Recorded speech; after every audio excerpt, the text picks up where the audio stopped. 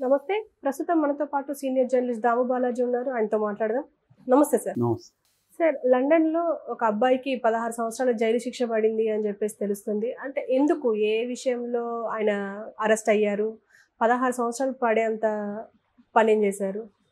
లండన్లో మన హైదరాబాద్ అబ్బాయి, ఆ అబ్బాయి పేరు శ్రీరామ్ అంబర్ల. అతనికి 16 సంవత్సరాల జైలు శిక్ష పడింది. దాంతోపాటు ఒక 12 నెలలు ఎక్స్ట్రా కూడా ఉంది. బట్ ఆ 12 నెలలు కూడా ఈ 16లో కలిసిపోతాయి అన్నమాట. సో ఓవరాల్గా 16 సంవత్సరాల జైలు శిక్షను లండన్లోని ఓల్డ్ బెయిలీ కోర్ట్ ఇచ్చింది. సో అతను ఏమి చేశాడు అన్నప్పుడు, అతను హైదరాబాద్లో ఉన్నప్పుడే ఒక కేరళ అమ్మాయి హైదరాబాద్లో అతను పరిచయం అయింది. ఆ తర్వాత వాళ్ళిద్దరు పెళ్లి చేసుకున్నారు. ఇద్దరు కలిసి లండన్కి వెళ్ళారు.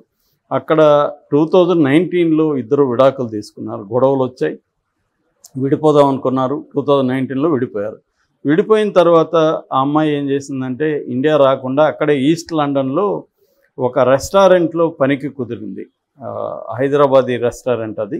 అందులో పనిచేయడం మొదలుపెట్టింది. ఇతను కూడా హైదరాబాదీ కాబట్టి రెగ్యులర్గా ఆ రెస్టారెంట్కి పోవడం, మళ్ళీ వీళ్ళిద్దరూ ఎదురుపడడం అవన్నీ ఉంటే ఈ అబ్బాయి సహించేవాడు కాదు ఆ అమ్మాయి ఉనికిని. అమ్మాయి హ్యాపీగా పనిచేస్తూ అందరితో నవ్వుతూ మాట్లాడుతుంటే ఇతనికి విపరీతంగా రగిలిపోయేవాడు. అలాగే అప్పుడప్పుడు బెదిరించడం, ఆ అమ్మాయిని కుదిరితే పక్కకి తీసుకెళ్ళి కొట్టడం, మాట్లాడాలని చెప్పి ఇవన్నీ కూడా చేస్తూ ఉండేవాడు. అలాంటి కాంటెక్స్ట్లో 2022లోనే ఈ హైదరాబాద్ రెస్టారెంట్లోనే ఒకరోజు రాత్రి ఆ అమ్మాయిని అందరూ చూస్తుండగానే కత్తి తీసుకెళ్ళి ఆ అమ్మాయిని 9 పోట్లు పొడిచాడు. ఈ లోపల అక్కడ ఉన్న వాళ్ళందరూ పట్టుకొని ఆపగలిగారు. ఆ అమ్మాయిని తీసుకెళ్లారు. ఆ అమ్మాయి దాదాపు 1 మంత్ క్రిటికల్ కేర్లో ఉండింది. 6 సర్జరీలు అమ్మాయికి చేయాల్సి వచ్చింది. ఎట్టకేలా ఇంకా అమ్మాయి బతికింది. సో అయితే ఇది సీసీటీవీలో రికార్డ్ అయింది, ఇతను పొడిచేదేమంతా కూడా. దాంతో ఇతను మీద కేసు పెట్టి తీసుకెళ్లారు. జడ్జి కూడా ఇవన్నీ పరిశీలించి ఇతను ప్రత్యక్ష సాక్షులు ఉన్నారు, సీసీటీవీలో విజువల్స్ ఉన్నాయి కాబట్టి సో ఇది అటెంప్ట్ టు మర్డర్ కింద నమోదు చేశారు.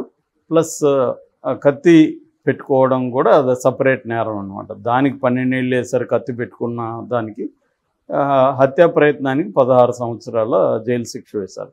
అయితే ఈ అబ్బాయి కోర్టులో రిక్వెస్ట్ చేశాడు, నన్ను ఇండియా పంపించేయండి, అక్కడ మరణశిక్ష వేసినా కూడా పర్వాలేదు, నేను ఇక్కడ లండన్ జైళ్ళల్లో ఉండదలుచుకోలేదని అబ్బాయి చెప్పాడు. అంటే ఇండియన్ జైల్స్లో అయితే ఎవరినో ఒకరిని పట్టుకొని కొంత మేనేజ్ చేసుకోవచ్చు అనేది అబ్బాయికి ఉన్నట్టుంది. కానీ లండన్ కోర్టు ఒప్పుకోలేదు. అతనికైతే జైలు శిక్ష వేసింది. ఆ జడ్జి ఫిలిప్ కడ్జి కూడా ఒక వ్యాఖ్యానం చేశాడు శిక్ష వేసే ముందు. ఇతను హైలీ జలస్తో రగిలిపోతున్నాడు, అసూయతో రగిలిపోతున్నాడని, అట్లాగే కంట్రోల్ ఫ్రీక్ అని కూడా కామెంట్ చేశారు జడ్జిమెంట్లో. అంటే ఇతరులను కంట్రోల్ చేయాలనుకుంటాడు అని. అయితే మామూలుగా నేను చాలాసార్లు చెప్పాను, అమెరికా కానీ ఇంగ్లాండ్ కానీ ఇలాంటి దేశాల్లో ఇట్లాంటి నేరాలు జరిగినప్పుడు సైకాలజిస్టులు ప్రొఫైలింగ్ చేస్తారన్నమాట, క్రిమినల్స్ యొక్క ప్రొఫైలింగ్. ఇక్కడ కూడా ఫోరెన్సిక్ సైకాలజిస్టులు ఇతని ప్రొఫైల్ తయారు చేశారు. సైకాలజికల్గా ఇతను ఎట్లా ఉన్నారు, ఇతనితో ఇంటర్వ్యూలో అవన్నీ చేసి అనేక సెషన్స్ తర్వాత ఇతను ఒక ప్రొఫైల్ తయారు చేశారు. ఈ ప్రొఫైల్ వెరీ ఇంపార్టెంట్. యాక్చువల్గా మన దేశంలో కూడా ఇంకా అది స్టార్ట్ కాలేదు, కానీ కొత్త చట్టాలు వచ్చిన తర్వాత స్టార్ట్ అయ్యే అవకాశం ఉంది. సో అదేంటంటే ఇతనికి బీపీడీ అనే ఒక జబ్బు ఉంది అనేది వాళ్ళు తేల్చారు. బీపీడీ అంటే బార్డర్ లైన్ పర్సనాలిటీ డిజార్డర్. ఈ బార్డర్ లైన్ పర్సనాలిటీ డిజార్డర్ లక్షణాలు ఏమంటే ఎక్స్ట్రీమ్ మూడ్ స్వింగ్స్ ఉంటాయి. అంటే కొంతకాలం విపరీతంగా హ్యాపీగా ఉంటావు, మళ్ళీ విపరీతంగా డౌన్ అయిపోతావు. ఇటువంటి మూడ్ స్వింగ్స్ ఎక్స్ట్రీమ్గా ఉంటాయి. విపరీతమైన కోపం రావచ్చు, ఏదొచ్చినా ఎక్స్ట్రీమ్గా ఎమోషనల్స్ వస్తాయి. తర్వాత అన్స్టేబుల్ రిలేషన్షిప్స్ ఉంటాయి ఇలాంటి వాళ్ళకి. ఎవరితో కూడా పనిచేసే చోట కానీ పర్సనల్గా కానీ స్టేబుల్ రిలేషన్షిప్స్ ఉండవు అన్నమాట. వీళ్ళు బ్యాలెన్స్డ్గా ఉండరు. వాళ్ళతో కూడా ఎక్స్ట్రీమ్ ప్రేమ చూపిస్తారు, ఎక్స్ట్రీమ్ కోపం చూపించవచ్చు, హేట్రేట్ చూపించవచ్చు. అవతల వాళ్ళు కన్ఫ్యూజ్ అవుతారు, వీళ్ళు ప్రేమను ఎలా అర్థం చేసుకోవాలి, మొన్నటి వరకు బాగా ప్రేమగా ఉన్నారు, ఇప్పుడేమో ఇట్లా ఉన్నారు, ఇటువంటి ఒక ఇబ్బంది ఉంటుంది. అట్లాగే ఇంపల్సివ్గా బిహేవ్ చేస్తుంటారు. రీజన్ కాకుండా ఎమోషన్ బేస్డ్ రియాక్షన్స్ ఉంటాయి.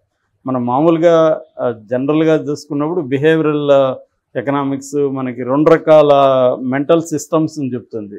సిస్టమ్ 1 వచ్చి speed thinking, system 2 slow thinking. Speed థింకింగ్లో మనం ఇప్పుడు ఏదన్నా 2+2 అనగానే 4 అంటాం, దట్ ఈజ్ స్పీడ్ థింకింగ్.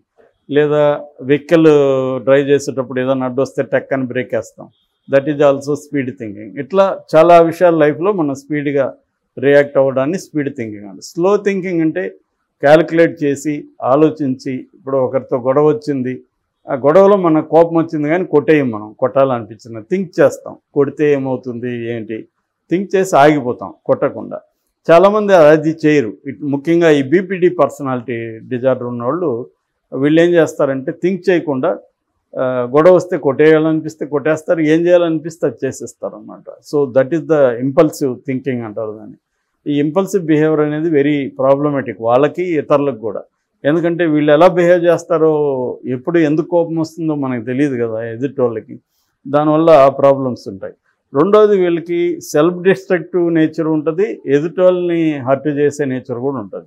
వీళ్ళని కూడా గాయపరుచుకుంటున్నారు. చాలామంది చూసాం మనం, కోపం వస్తే వాళ్ళు ఏం చేస్తారంటే బ్లేడ్లతో కోసుకోవడం, కోపం కానీ బాధ కానీ రావడం ఎక్కువగా చూస్తుంటాం మనం. సో వాళ్ళు సెల్ఫ్ డిస్ట్రక్టివ్గా ఉంటారనమాట. వాళ్ళని వాళ్ళు గాయపరచుకోవడంలో వాళ్ళకి ఒక సాటిస్ఫాక్షన్ కలుగుతుంది. అయితే ఇలాంటి బీపీడీ అంటే బోర్డర్ లైన్ పర్సనాలిటీ డిజార్డర్ ఎందుకు వస్తుంది అన్నప్పుడు ఒక కారణం అనేది చెప్పలేము. జెనెటికల్గా వచ్చే అవకాశం ఉంది. అంటే మన తండ్రికో తల్లికో లేకపోతే మేనమామకో ఇలాంటివి ఉన్నప్పుడు వాళ్ళ లక్షణాలు మనకు వచ్చే అవకాశం ఉంది. గ్యారంటీగా వస్తాయని కాదు, వచ్చే అవకాశం ఉంది.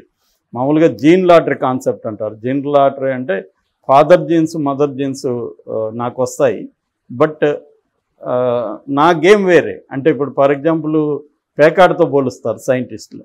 వాళ్ళ కార్డులు వచ్చి వాళ్ళ జీన్స్ వచ్చి పేక కార్డులు, కానీ గేమ్ నాది అవుతుంది, వాళ్ళ గేమ్ కాదు. కాబట్టి లాటరీ అనమాట. వాళ్ళ గేమే ఆడచ్చు నేను, లేదా వేరే గేమ్ కూడా ఆడచ్చు. కాబట్టి గ్యారంటీకి వస్తుందని కాదు, కానీ అదొక కారణం. రెండవది వచ్చి న్యూరాలజికల్ డిజార్డర్స్. మన బ్రెయిన్లో న్యూరాన్స్ ఉంటాయి. ఈ న్యూరాలజికల్గా అవేమో డిస్టర్బ్ అయినప్పుడు కూడా ఇటువంటి బోర్డర్ లైన్ పర్సనాలిటీ డిజార్డర్ వచ్చే అవకాశం ఉంది. అట్లాగే ఎన్విరాన్మెంటల్గా మనకి చిన్నప్పుడు బుల్లింగ్ జరగడం, చైల్డ్లో అబ్యూజింగ్ జరగడం, స్కూళ్ళల్లో కొంతమంది మనల్ని వేధించడం చిన్నప్పుడు, ఇలాంటివి ఎన్విరాన్మెంటల్గా మనకి సరిగ్గా లేకపోతే కూడా ఇది వచ్చే అవకాశం ఉంది. అట్లాగే విక్టిమైజేషన్ అంటే చిన్నప్పుడు ఏమన్నా అబ్యూజ్కి గురవ్వడం, లేకపోతే మనల్ని దారుణంగా అవమానాలు చేయడం ఎవరైనా, ఇటువంటివి ఉన్నప్పుడు కూడా వాళ్ళు ఈ డెవలప్ అవుతారు. అయితే దీనికి ట్రీట్మెంట్ అయితే 2 రకాల ట్రీట్మెంట్లు ఉన్నాయి. ఒకటి జనరల్గా సైకోథెరపీ అంటారు, రెండవది డీబీటీ అంటారు, అంటే డైలెక్టికల్ బిహేవియరల్ థెరపీ. ఈ డైలెక్టికల్ బిహేవియరల్ థెరపీ అనేది ప్రధానంగా ఈ మెంటల్ డిజార్డర్కే వాడతారు. మిగతా వాటికి కూడా వాడినా కూడా ఎక్కువగా డైలెక్టికల్ బిహేవియరల్ థెరపీ దీనికి వాడతారు. దీంట్లో ఏంటంటే ఇదొక కాంప్రహెన్సివ్ సిబిటీ అంటారు. అంటే కాగ్నేటివ్ బిహేవియరల్ థెరపీలోనే ఇదొక కాంప్రహెన్సివ్గా ఉంటుంది అన్నమాట. ప్రధానంగా దీంట్లో 2 రకాలు ఉంటుంది. ఒకటి ప్రాబ్లమ్ సాల్వింగ్ ఓరియంటేషన్, వాళ్ళ సమస్యల్ని సాల్వ్ చేసే విధంగా ఒక ఇది ఉంటుంది. రెండవది యాక్సెప్టెన్స్ బేస్డ్, అంటే ఉన్నదాన్ని ముందు ఆమోదించడం. మనకి ఇష్యూస్ ఉన్నాయి అని ముందు ఒప్పుకోవాలి మనం. లేవని డెనియల్ మోడ్ అంటారు. అంటే నాకేమి లేదు, కోపం లేదు, నాకు హేట్రెడ్ లేదు, జలసీ లేదు అని చెప్తుంటారు, కానీ అవన్నీ ఉంటాయి వాళ్ళకి. ముందు గుర్తించడం, యాక్సెప్ట్ చేయడం.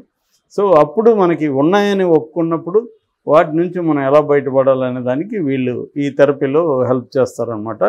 సో ఇది మైండ్ఫుల్నెస్ని క్రియేట్ చేస్తుంది. మైండ్ఫుల్నెస్ అంటే ప్రజెంట్లో ఉండడం. ఎక్కువగా పాస్ట్ థింకింగ్ వల్ల కూడా మనలో ఎమోషన్స్ పెరుగుతుంటాయి. సో అవి కాకుండా ప్రజెంట్లో ఉండడం, లివింగ్ ద మూమెంట్ అంటాం కదా. సో ఆ క్షణంలో జీవించడం అనే ఒక మైండ్ఫుల్నెస్. దానివల్ల ఏమవుతుందంటే ప్రజెంట్ చేసే పనుల మీద కూడా ఫోకస్ పెరుగుతుంది. అట్లాగే డిస్ట్రెస్ టాలరెన్స్ అంటారు. అంటే మనకి కొన్నిసార్లు ఏంటంటే చిన్న వ్యతిరేకతను కూడా తట్టుకోలేరు వీళ్ళు. ఎవరైనా వీళ్ళు చెప్పిన దాన్ని వ్యతిరేకించినా, అదేం కాదు అన్నా, లేకపోతే దాని మీద ఏమన్నా వీళ్ళు భిన్నాభిప్రాయం తెలిసి చెప్పినా కూడా వీళ్ళు తట్టుకోలేరు. అటువంటి తట్టుకునే విధంగా వీళ్ళు ఈ థెరపీలో తయారు చేస్తారు.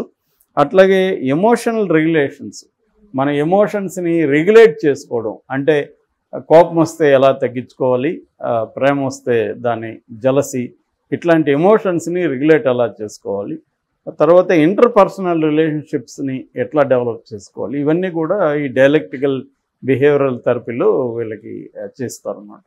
అందుకని వాళ్ళు ప్రొఫైలింగ్ చేస్తారన్నమాట. సో ఈ అబ్బాయికి సైకలాజికల్గా కూడా రేపు అక్కడ హెల్ప్ దొరికే అవకాశం ఉంది.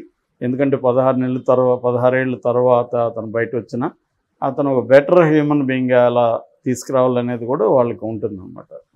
Okay sir, thank you.